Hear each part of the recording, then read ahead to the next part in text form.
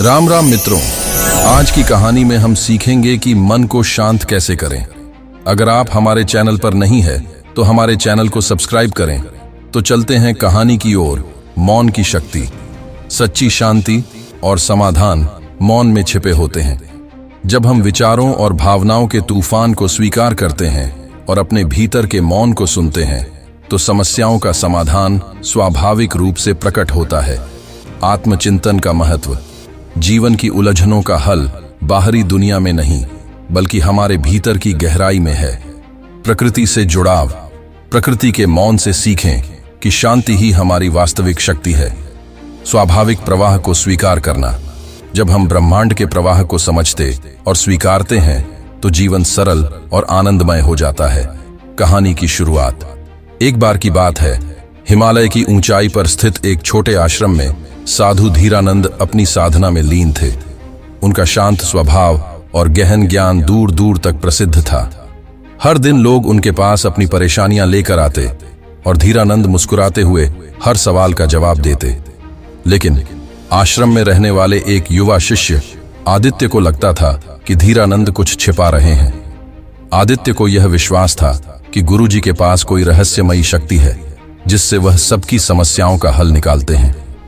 एक दिन आदित्य ने सोचा, गुरुजी हमेशा मौन में रहते हैं और फिर भी सब कुछ जानते हैं। आखिर इसका रहस्य क्या है? रात के समय जब सभी सो रहे थे, आदित्य ने देखा कि गुरुजी अपने कक्ष से बाहर निकलकर जंगल की ओर जा रहे हैं। जिज्ञासु होकर वह चुपचाप उनके पीछे चल पड़ा। घने जंगल में चंद्रमा की हल्की रोशनी के नीचे धीरानंद एक पुराने वट वृक्ष के नीचे बैठ गए। गुरुजी ने आंखें बंद की और मौन साध लिया। चारों ओर सन्नाटा था, लेकिन तभी अचानक एक अजीब सी आवाज गूंजने लगी। आदित्य डर गया। उसे लगा कि यह कोई अलौकिक शक्ति है। गुरुजी ने आंखें खोलीं और कहा, आदित्य, तुम यहां क्यों आए हो? आदित्य ने झिझकते हुए कहा, गुरुजी, क्या आपके पास कोई गुप्त शक्ति है? क्या आप किसी सिद्ध का उपयोग करते हैं? मैंने आपको यहां आते देखा और अब यह अजीब आवाजें सुन रहा हूं। धीरानंद हंसे और बोले, तुम्हें लगता है कि यह कोई रहस्य है? अच्छा, आओ बैठो, आज मैं तुम्हें कुछ सिखाता हूं। गुरुजी ने कहा, आदित्य, जो तुम सुन रहे हो वह प्रकृति की आवाज है। यह वट वृक्ष, यह हवा, यह रात, यह सब मौन की भाषा में बोल रहे हैं। यह मौन वह शक्ति है जिसे तुम रहस्य मान रहे हो। आदित्य ने हैरानी से पूछा, लेकिन गुरुजी, क्या यह मौन ही सब कुछ है? आप सबकी समस्याओं का हल कैसे निकालते हैं? गुरुजी ने समझाया, मौन वह आईना है जो सच दिखाता है। जब कोई अपनी समस्या लेकर आता है तो मैं सिर्फ उनके मन का आईना बन जाता हूं। उनकी उलझनें खुद ही सुलझ जाती हैं। लेकिन यह मौन साधने के लिए अभ्यास चाहिए। क्या तुम इसे सीखना चाहते हो? आदित्य ने उत्सुकता से कहा, हाँ गुरुजी। धीरानंद ने कहा, सबसे पहले अपनी सांसों को सुनो, लेकिन याद रखना, सांसों पर ध्यान लगाना कोई लक्ष्य नहीं है। यह केवल तुम्हें मौन की ओर ले जाने का एक जरिया है। आदित्य ने वैसा ही किया। उसने अपनी सांसों को आते जाते महसूस किया। धीरे धीरे उसका मन शांत होने लगा, लेकिन तभी उसके भीतर विचारों का तूफान उठने लगा। आदित्य ने आंखें खोलीं और कहा, गुरुजी, यह बहुत कठिन है। जैसे ही मैं शांत होता हूं, मेरे मन में अनगिनत विचार आने लगते हैं। धीरानंद मुस्कुराए और बोले, यही तो तुम्हारी परीक्षा है। जब विचार आए तो उन्हें भागने मत दो, बस उन्हें देखो। जो भी हो रहा है उसे स्वीकार करो। तुम पाओगे कि धीरे धीरे विचार खुद ही शांत होने लगेंगे।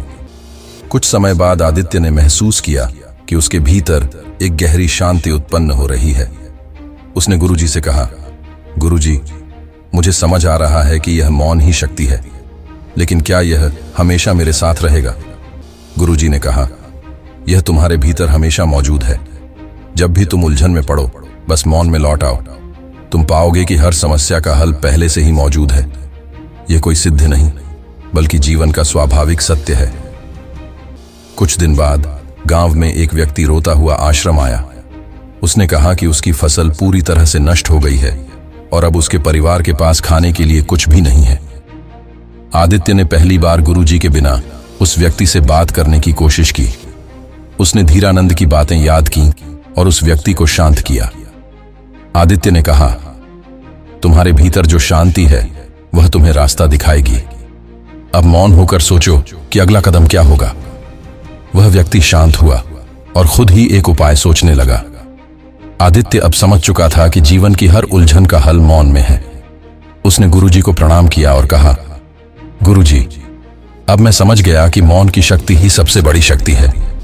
यह कोई रहस्य नहीं, बल्कि जीवन का सरल सत्य है।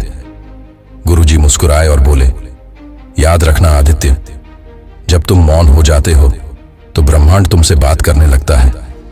बस इसे सुनने की कला सीखो। यही ध्यान है, यही जीवन का सार है।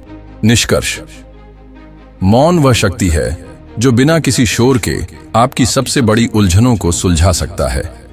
जब आप बाहरी दुनिया की भागदौड़ और अपने मन के विचारों के तूफान से ऊपर उठकर अपने भीतर की शांति को महसूस करते हैं, तो जीवन के हर सवाल का जवाब खुद ब खुद सामने आने लगता है। मौन केवल चुप रहना नहीं है, यह वह गहरा आईना है जो आपको आपका असली स्वरूप दिखाता है। जब आप इस मौन से जुड़ते हैं तो ब्रह्मांड आपसे संवाद करना शुरू कर देता है और हर समस्या का हल स्वाभाविक रूप से मिल जाता है। शांति और खालीपन में जीवन का हर रहस्य छिपा है। विचारों को कंट्रोल करने की कोशिश छोड़ें और उन्हें बस आते जाते देखें। जब आप इसे समझ लेते हैं तो आपका हर काम सहज, सरल और प्रभावशाली बन जाता है। याद रखें, शांति आपकी सबसे बड़ी ताकत है और मौन ही आपके भीतर छिपा हुआ मार्गदर्शक। आज के लिए बस इतना ही। मिलते हैं अगली नई प्रेरणादायक कहानी में। तब तक के लिए जय हिंद, जय भारत।